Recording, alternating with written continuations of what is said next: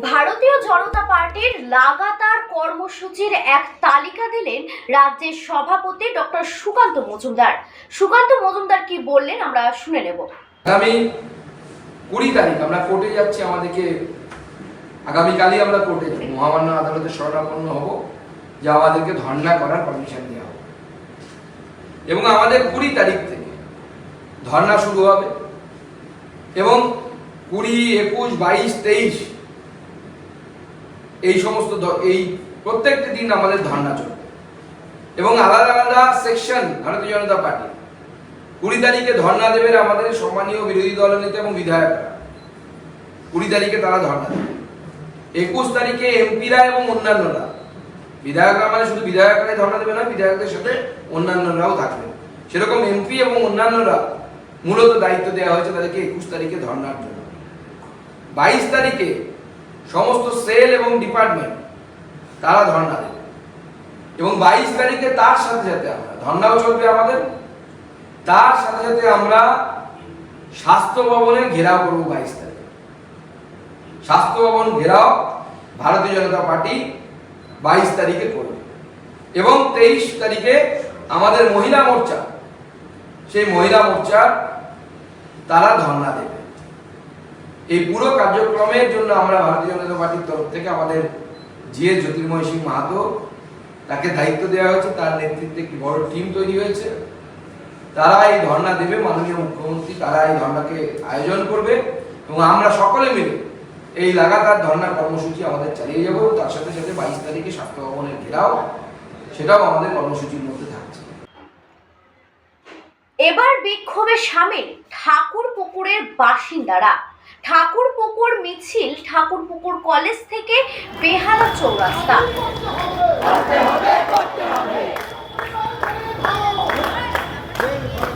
শুনতে পাইনি কাকা। হ্যালো,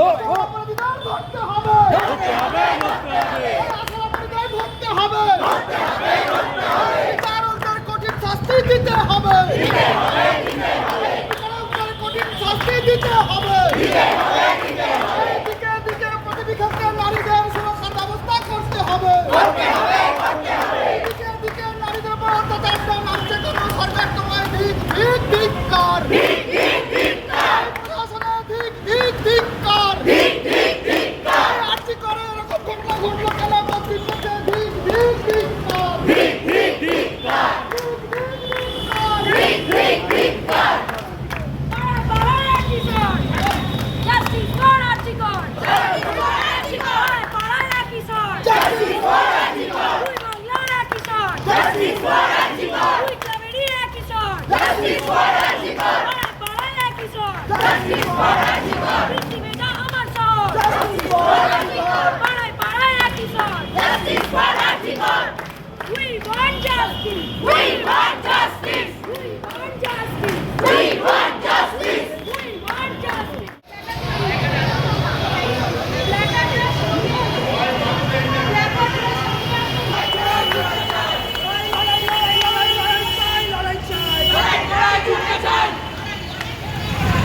লড়াই জিততে